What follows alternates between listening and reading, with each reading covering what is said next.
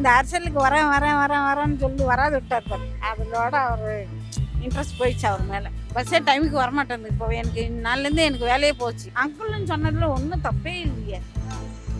அவரே பெரியப்பா சித்தப்பா மாமான்னு தான் சொல்கிறாங்க. அவரே கம்முன்னு இருக்காரு. வயசானவர் தான். அங்கிள் சொன்னால் என்ன தப்பு இருக்கு? வரட்டும், வந்து அவர் என்ன பண்ண போறாரு பார்க்கலாம். விஜயகாந்த் இருந்தால் பண்ணியிருப்பாரு. அவர் இல்லை, அவருக்கு பதிலாக இவர் வரட்டும்னு நாங்கள் கூட்டு போய் ஹெல்ப் பண்ணாங்க. கூட்டு போய் கிட்ட வரைக்கும் விட்டாங்க. அவங்களுக்கு ஒரு நன்றி கடன் சொல்லலாம். நான் ஓட்டு போட்டே ரொம்ப காலம் ஆகுது. அவருக்கு தான் ஓட்டு போகணுன்னு குறிக்கோளாக உட்காந்துங்கிறேன் நான்.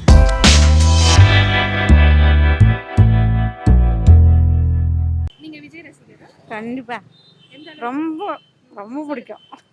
மாநாடுக்கு போய் வந்தோம். அங்கே வெயில் டைமு அவர் மூஞ்சி என்னால் பார்க்க முடியல. ஏன்னா 100 டிகிரி வெயிலாக இருந்தது. அதனால் அவர் முகத்தை என்னால் க்ளீனாக பார்க்க முடியல வெயிலுக்கு. எங்கள் பொண்ணுலாம் வந்தாங்க பார்த்தாங்க. அவரை பார்க்கணுன்னு ஆர்வப்பட்டு தான் இங்கேருந்து அங்கே வரைக்கும் போனோம். போனால் இருந்து மதுரை. மதுரைக்கு ட்ரெயினில் தான் போனோம். அங்கேருந்து ட்ராவல் பண்ண சொல்ல பஸ்ஸு கிடையாது, ஆட்டோ கிடையாது. ஒரு ஆட்டோக்கு 1500 கேட்டாங்க. 2 பேருக்கு 3000 கேட்டாங்க.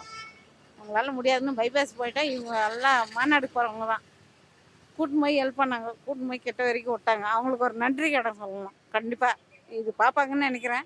கண்டிப்பாக ரொம்ப ரொம்ப நன்றி ஹெல்ப் பண்ணதுக்கு.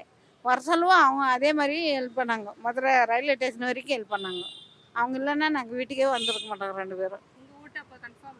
கண்டிப்பாக நான் ஓட்டு போட்டே ரொம்ப காலம் ஆகுது. அவருக்கு தான் ஓட்டு போகணுன்னு குறிக்கோளாக உட்காந்துங்கிறேன் நான். அந்த அளவுக்கு வந்து தளபதி பிடிக்கும். ரொம்ப பிடிக்கும்.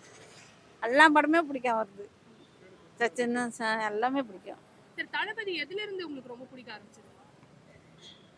எனக்கு எப்படி சொல்கிறேன்னா இது ஏன்னா நீங்க சச்சின். சென்னையில இருந்து போயிருக்கீங்கன்னு சொல்றீங்களா? அப்ப அந்த அளவுக்கு உங்க தளபதி எந்த அளவுக்கு மைக் இருக்காருன்னு தெரிஞ்சுக்கணும். மைக்கெல்லாம் கிடையாதுப்பா.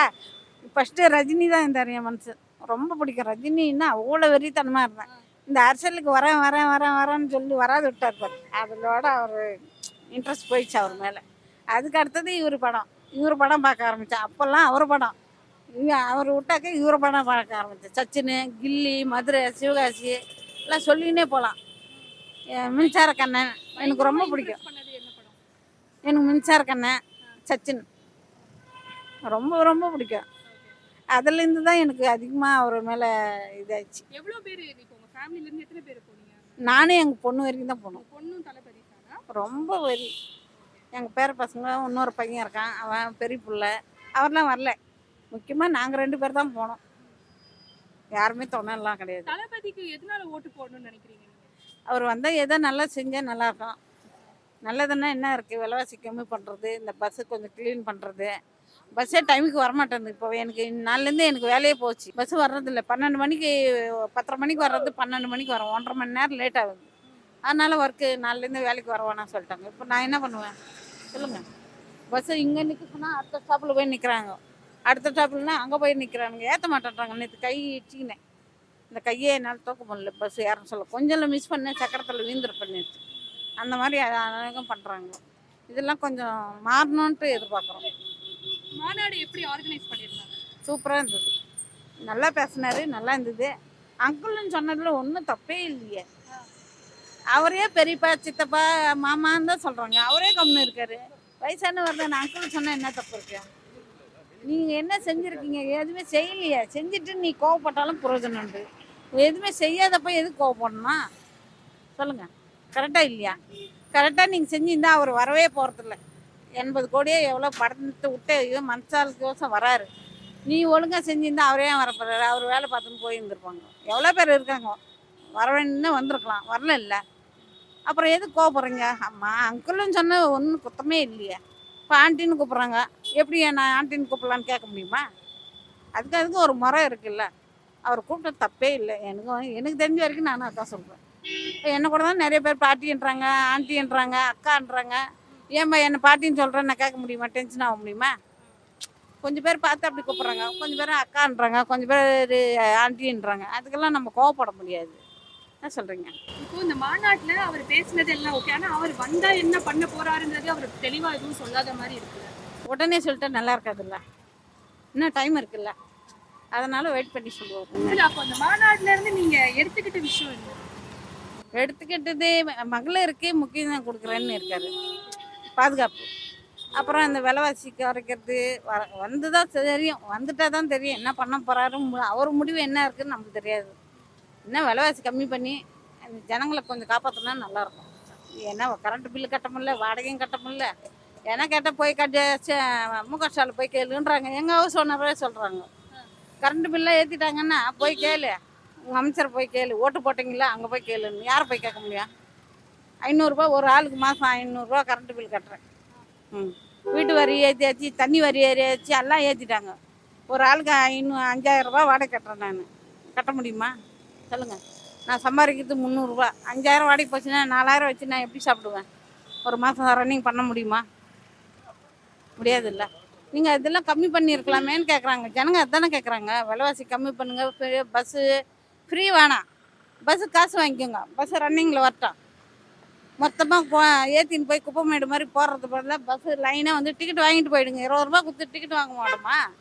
ஒரு நாள் அப்படி தானே வாங்கணும். எதுக்கு ஃப்ரீ பஸ்ஸுன்னு அசிங்கப்படுத்துறீங்க? ஒரு கால் மேலே இருக்குது, ஒரு கால் கீழே இருக்குது, பஸ் எடுத்துடுறீங்க. வீந்தா என்ன வருதா? ஓசல் வரீங்களேன்னு கேட்குறாங்க. நேற்று இதான் இந்த எலும்பு பட்டுச்சு. சரியா இந்த கையை என்னால் தூக்க முடியல. கொஞ்சம் தான் நான் மிஸ் ஆகிடுறேன். சரி, இது இந்த மாதிரி நிறைய விஷயம் நடக்குது இந்த ஆட்சியிலன்னு சொல்றீங்க. இது வந்து தளபதி ஆட்சிக்கு வந்தா மாறுங்கிறதுல நீங்க எப்படி நம்புறீங்க?